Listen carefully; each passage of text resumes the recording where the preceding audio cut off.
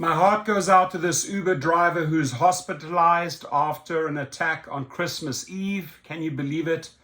And the family is fundraising for medical costs. I will leave the link to the GoFundMe. This is who we are, my friends. We're like a family of rideshare drivers. This guy is part of the family. So even if you chip in $2 or $5 to help this man pull through.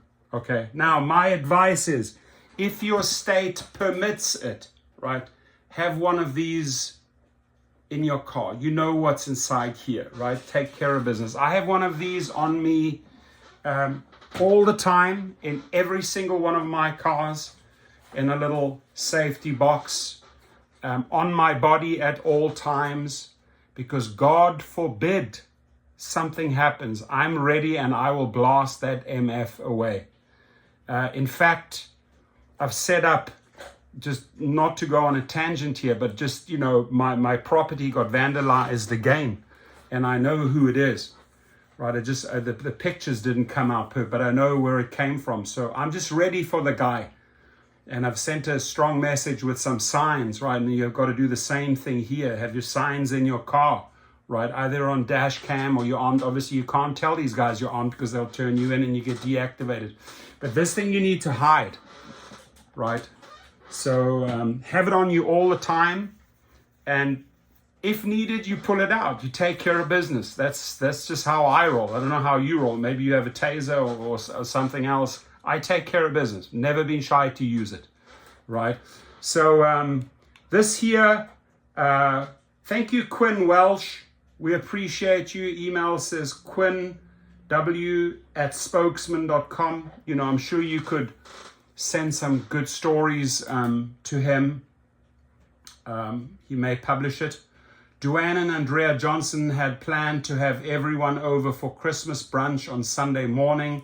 Instead, they spent the holiday at Providence Sacred Heart Medical Center after Duane Johnson, a husband and father of 3, was shot in the chest in a drive-by shooting on the morning of Christmas Eve. So that doesn't necessarily have to be a passenger, right? This may have just been some random guy. Maybe he was after the passenger, right? All of this stuff comes out later, right? Maybe they had a beef.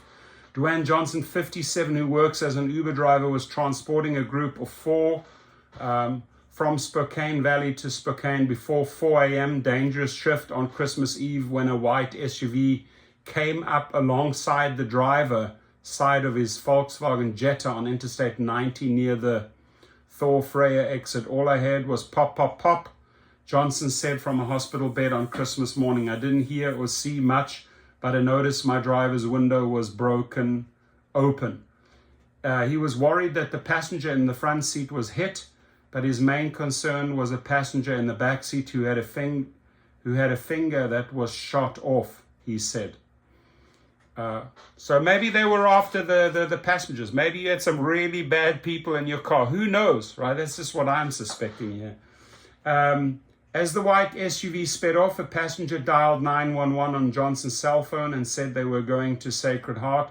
With a blown-out tire driving uphill on icy roads, Johnson said it was a miracle they arrived at the hospital. I don't know how I made it, Johnson said. From there, I had 3 or 4 police officers pull up behind me. I jumped out. It was chaos. That's when it hit me, when I started moving, that I had been shot. A bullet fractured his ribs before piercing and collapsing one of his lungs and lodging itself near his spine. He's lucky. The bullet is not in a position where it's endangering him, so doctors don't plan to remove it. He also lost a lot of his blood. His wife, Andrea Johnson, said it was really touch and go. At first, he said, her husband remained conscious the entire time. Through all of it, he was just praying. He was more worried about me being scared for him than he was for his safety. And I'd ask this guy to go out and get what's necessary, right? Because you don't want to, I doubt the guy will drive again, but if he does, go take care of business. Her husband was more concerned about the well-being of the passengers as well. All things considered, he's doing very well. He was transferred out of the intensive care unit on Sunday morning.